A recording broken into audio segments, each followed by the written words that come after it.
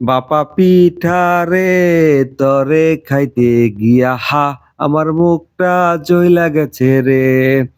গ্রাম বাংলার একটি জনপ্রিয় ছিল এই গান। এখানে বিভিন্ন ধরনের পিঠা বিক্রি করে উপার্জন করছে অর্থ ও সম্মান। বল আ বলার মোড় নামক এই স্থান, যেই স্থানে অত্র অঞ্চলের একটি জনপ্রিয় স্থান। শুধুমাত্র পিঠা বিক্রি করার কারণে এই স্থানটার নাম ছড়িয়ে পড়েছে এই অঞ্চলে। যে স্থানটি হচ্ছে বলার মোড় নামে পরিচিত। এখানে পিঠা খাওয়ার জন্য বিভিন্ন দূর-দূরান্ত থেকে মানুষ আসে। আসুন আমরা দেখি কিভাবে এখানে পিঠা তৈরি হয়। আপনারা যেই ভাপা পিঠাটি দেখতেছেন সেটা হচ্ছে ৳১০০ মূল্যের ভাপা পিঠা। কি চমৎকার ভাবে এখানে বিভিন্ন উপকরণ, বিভিন্ন ফল, এখানে রয়েছে আপেল, রয়েছে কমলা, রয়েছে বেদেনা এবং রয়েছে আঙ্গুর রয়েছে, রয়েছে আরো কিছু ফল এবং যার উপকরণ অন্যতম উপকরণ হচ্ছে চাউলের গুঁড়া, নারিকেল, কিসমিস এবং দেওয়া হয় তিল। যেই তিল দেওয়ার পরে এই ভাপা পিঠা খাওয়ার সাথে, সাথে ভালো হয়ে যাবে আপনার দিল। রয়েছে এখানে চিতল পিঠা নামে পরিচিত, সেই পিঠাও রয়েছে। এখানে হরেক রকমের ভর্তা দেখতে পাচ্ছেন। সাথে রয়েছে বিভিন্ন দেশি এবং ফার্মের ডিম। যেই ডিম দিয়েই মূলত অনেকে চিতল পিঠা খেয়ে থাকে। এখানে বাহারি সাজে সাজানো হয়েছে এই বলার মোড়ের স্থানটি। আর বলার মোড়ের স্থানটি হচ্ছে পোড়াদিয়া রোড, যেটা হচ্ছে পাটুলি ইউনিয়ন বেলাবর উপজেলা নরসিংদী জেলার মাঝে পড়েছে।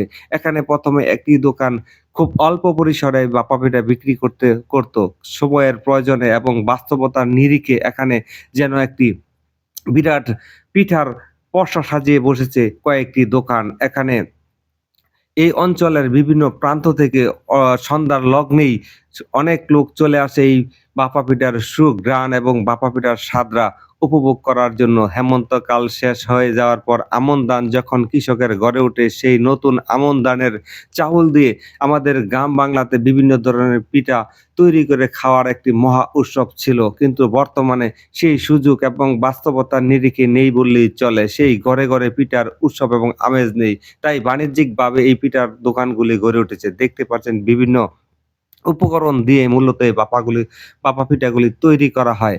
রয়েছে এখানে অনেক কিছুই আপনারা দেখতে পাচ্ছেন। এখানে একটি ডিম দেওয়া হচ্ছে। এই পিঠাটির দাম হচ্ছে ৳১০০। এখানে ডিমের কুসুম দেওয়া হচ্ছে আর বাকি অংশ অন্য কাজে ব্যবহার করা হবে।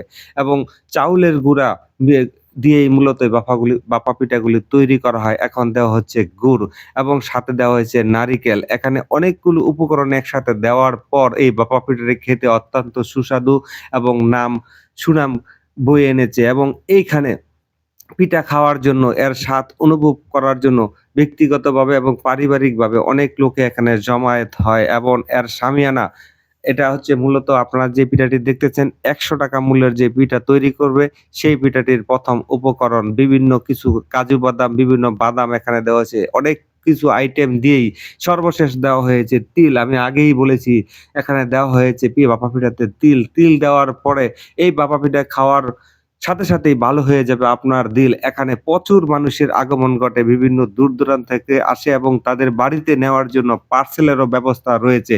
যাতে বাড়িতে যাওয়ার পর পার্সেলগুলি ভালো থাকে এবং গরম, গরম থাকে, সেজন্য বিশেষ পার্সেলের ব্যবস্থা এখানে রয়েছে। এখানে অনেকগুলো মানুষের কর্মসংস্থান সৃষ্টি হয়েছে।